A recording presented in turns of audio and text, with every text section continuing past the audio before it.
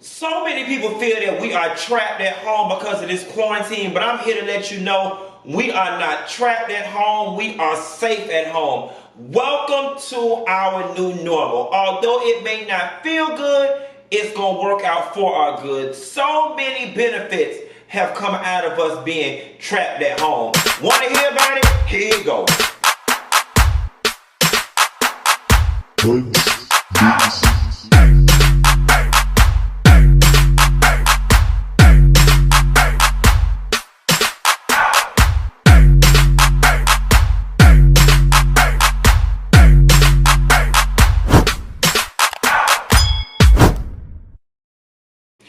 Nelson girl, happy Friday, everybody. I was sitting here thinking to myself, you know what? So many people are considering this shit trapped at home, but they've got to admit there has got to be a lower level of stress associated with sitting at home, not having to be caught up in the hustle and bustle of life. Now, as we talk about the benefits of this quarantine, I don't mean to be insensitive, and I don't want to add insult to injury to anybody who has lost their income, and this is a particularly trying time for them, because I do recognize that there are a lot of people out there like that. However, if your job has extended you the grace of being able to work from home, bitch, this is a paid vacation. Okay. Let me start out by saying I live here in Miami on Miami Beach, and our biggest industry here is hospitality and tourism. So I know firsthand the economic impacts that this quarantine and this shutdown, lockdown situation has had on people and on families. Majority of my friends down to the bar where the Honda cars be, they're service people, they work in the industry, and those people have been out of work for over a month. And unfortunately, they are daily workers who rely on their tips and a culmination of their tips at the end of the week to pay their bills, and my heart does go out to families like that. But a lot of us have experienced no or very little interruption to our income. And for those people who've experienced no interruption to their income, even people who have experienced interruption to their income, there are still a lot of benefits that have come with this quarantine. First and foremost, the capability to work from home. I know a lot of people who work for companies that were either against working from home, unwilling to work from home, or thought that their daily operations could not be packaged in a way that would be conducive to working from home. Well, you know what I'm saying? The U.S. has been shut down now for about a month and some change, and business is still going on as usual. Companies have figured out creative ways to still meet their bottom line and allow workers to work from home. So what does that mean? I think in the future we're going to see people getting smaller office spaces and outsourcing a much of their employment to work from home positions. We're going to see a lot of people ain't even going to go back to work quiet as it's kept. I think a lot of people, jobs going to tell them, girl, you've been working from home, stay working from home. We're going to see a lot of jobs now offer people the ability to work a couple days in the office and telecommute those other days. And we're now going to see, as part of people's employment packages, they're going to offer you X amount of work from home days in lieu of salary, quiet as it's kept. You know, I'll take $2,000 less if you're going to give me 3 days work from home. You know what I'm saying? That's going to now be a bargaining chip, because we see that the world can be a work from home situation. Again, welcome to our new normal. Now, as far as it relates with our education system, we're seeing that our kids are doing pretty well with the distance learning or the online learning. Here's the gag though. Learning on the computer ain't new for the kids, it's new for us parents. Because these kids been knew how to maneuver these devices or whatever the case may be. But I will say, I'm not a fan of our children going to a 100% virtual school situation. I think kids still need to socialize. They still need to go outside and get messy and musty and smell like children in sunshine. They still need to go to lunch, have food fights, have first kisses, first crushes, hunch in the bathroom. I'm telling all my business. Or whatever it is children's do. They still need to do that. But we are learning that it is possible for a lot of that shit to be outsourced to home. Now the gag is, do y'all ass want to be bothered? I don't watch Facebook, and I don't see more people who don't know how to raise their damn kids than a little bit. Then it made me think, our children spend more time at school with their friends and their teachers than they do at home. We spend more time at work with our co-workers and our boss than we do at home. And that's why I always tell people, you have got to love what you do, because you spend most of your life there. But again, I see so many people frustrated by taking care of their own damn kids, and it's a damn shame. And bitch, we ain't even made it to the summer yet. I think the average American family is used to occupying the kids' time and taking care of them in the summer, but we don't have 3 months added on top of the damn summer. Y'all gonna have to take care and raise your own kids for 6 damn months. Now y'all see how these teachers feel. Then y'all want to go down to the schoolhouse and cuss these teachers out when they want to discipline y'all children that y'all should have been choking out a long damn time ago. Now my heart do go out to the parents who had an increased grocery bill. You take for granted that most people who children go to public school, their children eat 2 meals a day outside of the home, breakfast and lunch. Now, if you have multiple children, that is 2 meals per day per child that has been added to your grocery bill. And if you've got prepubescent children or children in that puberty stage, especially little boys, I know they are probably eating your ass out of the house and home. Listen. When they first said the zombie apocalypse was coming, run and get all the toilet tissue and buy up all the tuna fish and the bread. My first grocery one, and I'm single, was $2.80. Then 3 weeks later, I went back and did $2.30.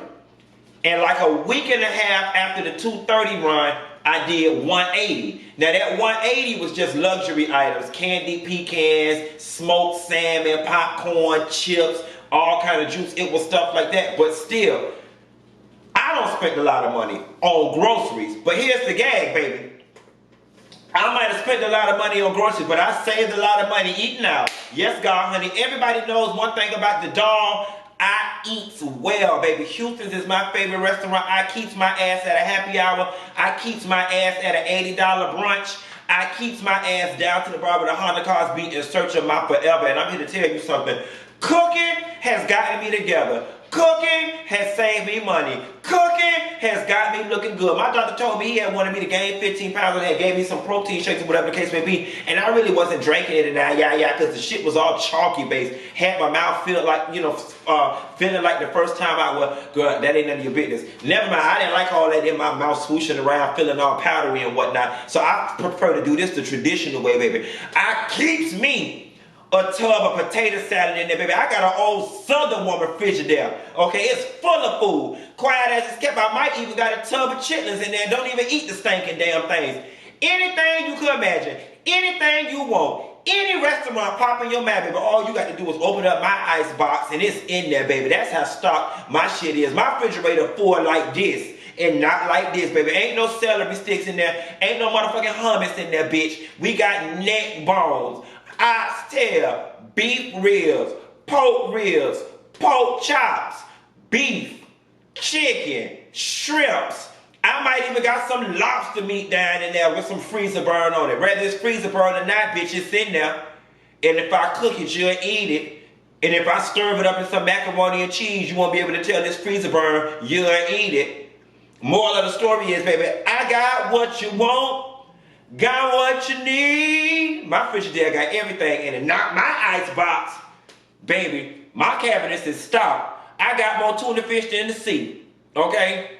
And I ain't no pool tie. I keep my pantry clean. Ain't nothing fishy around here. Fishy, bitch. Except my cabinets. I got enough mayonnaise to feed a whole daycare center. Yes, I do. Yes, I do. Peanut butter what? Peanut butter who? Baby, you don't gotta ask me if I got peanut butter. You need to ask me, do I got crunchy, smooth, creamy, or all three? And guess what the answer is, bitch? All motherfucking three. You want it, I got it. Dineva's House of Food. Moral of the story is, the shit got folks cooking. I ain't out in the streets buying all that unhealthy food, and I can feel the difference in my nutrition, in my energy level, in my bones. And speaking of cooking, I hope for those of us that are cooking, we are using some of this time to engage with our families and eat around the table, seeing as though we are trapped in the house form. And I'm going to tell you another thing. While I'm over here eating good. Not only am I eating good, I'm breathing good. You want to know why? Because I cleaned my house good. Baby, let me tell you what I did 2 days ago. I got me a old nasty bucket of hot water and Clorox and put a little bit of sour apple fiber so in there. I got down on my knees. Not to pray and not to make rent, but I got down on my knees And I went around my whole apartment and scrubbed my baseboards. Yes, God, honey. Y'all didn't know. Baseboards hold memory and mustiness, okay? It holds memories and mustiness. And I had to release all of that. People came around here. I had a little small 3-person dinner party. They came in and said, ooh, your house smells real good. I said, I know, because I cleaned my baseboards. Baby, I found some money. I found money down there. I found all kind of pennies around my baseboard. The only thing that I didn't find was a man. But quiet as it's kept, I don't want a man down that low. Maybe next week when I decide to clean my crown mold and I find a man up high. Yes, God, honey, I want an up high man, not one down low. I'll let y'all know how that go. But clean your baseboards. If your house is nasty, clean your baseboards. If your marriage is in a rut, because somebody put a rut on it, now's the perfect time for you to learn your man while you earn your man. Something you young hoes might not understand. Clean for the man. The man love potato salad. The man love when he drop his wallet on the floor by mistake and he bend down and he smell bleach and cleanliness that you cleaned the baseboards.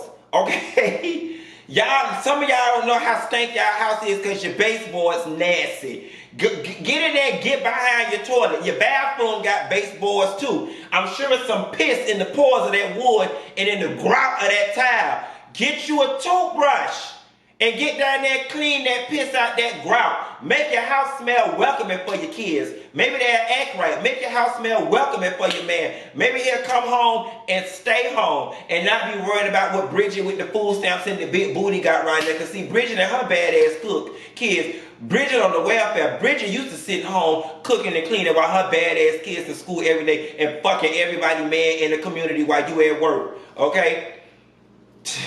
Child, you don't want love to start living at your house or start living at Bridges because she cook and she clean. I'm going to tell you something. Them hoes with time on their hands, they knew something us working girls ain't know. They said, baby, keep the house clean and cook for the man. That's all you got to do, baby. And be ready. Be ready to love when he get off. Nevertheless, there have been so many social benefits to this quarantine situation. Additionally, y'all, something else that I want to talk about, and this is very prudent for all of us.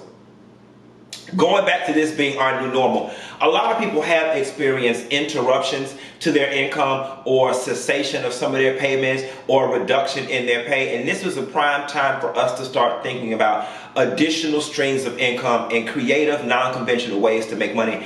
One of my friends in particular in Atlanta, she owns a catering service and she caters primarily on production sets since Atlanta is like the second Hollywood when it comes to making movies and TV. And overnight, her business dried up. The minute this quarantine, there's no production sets for her to cater on. Business dried up, and she had to get creative in terms of keeping money coming through the door. She had to find creative ways to still push her products and offer her services using the internet and whatever tools were available to her. And her resilience and her ability to adapt made me realize, you know what, this could happen to any one of us at any point in our lives, that there's a shift in industry, a shift in technology, and the income that we thought was so safe and secure completely dries up overnight. Somebody pulls the rug from up under our feet. So now is the perfect time to figure out what are some non-traditional and unconventional ways that you can bring some additional income into your household. Listen, quiet as it's kept, you ain't got nothing but time on your damn hands. Time on your hands.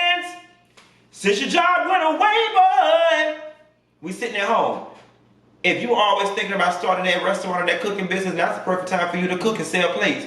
If you was thinking about being a florist, you ain't got nothing but time but to plant the seeds and watch your garden grow. If you was thinking about being a seamstress, this is a perfect opportunity for you to sew some masks and Hobby Lobby the fuck out of some diamonds on them hoes and sell them through Instagram. If you was thinking about starting a cleaning service, start with your baseboards.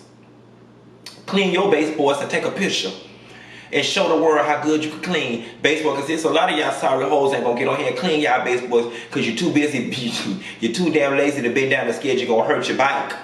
Okay? But when it comes time to get some, you know what, you all face down, assed up. That's a whole nother video. This is about the benefits of the quarantine and cleaning your baseboard. But now is the perfect time, y'all. The internet is a perfect tool for us to just get creative and find different ways to enhance our lives, enhance our well-being. And last but not least, y'all, I want to talk about what this quarantine has done for us as a world on a cosmic universal level. I think this is one of the few times that we can say everyone globally has been put on the same level. This pandemic was the great equalizer. We are all experiencing the same thing on one level or another as a planet. And I don't think that we're going to get many other opportunities, organic opportunities in our life where the universe gives us permission to sit still. Listen, Betty, what is the universe trying to tell you? Now is the perfect time. The whole world is still. Peace, be still. Sit down, focus, meditate, and figure out what the universe is trying to tell you. I trust and I believe in the pits of my soul that this whole situation is much bigger cosmically than our eyes can see. The sickness, the strife, and the lack of jobs and so on and so forth, that's just on the surface. But when you dig a little deeper and scratch beyond the surface, there is a greater universal purpose that the entire world has been put on pause at the same time. I don't know that this has ever happened in history. And if it has, I'm sure it's few, far in between, and we'll probably not see another complete standstill of the entire globe in our lifetime. This is a very special moment. I don't take for granted that water's clearing up, sky's clearing up, animals that we thought were extinct are reappearing. So this is just the perfect time for opportunity if you will be still and listen to what the universe is trying to tell you. That's all I got. Ain't got no more. Be sure to like and subscribe. Happy Friday, Nessa Girl, and I'll call you later. Bye. And if your house nasty, instead of looking at my damn videos, you need to be somewhere cleaning up your baseboards, you nasty bitch.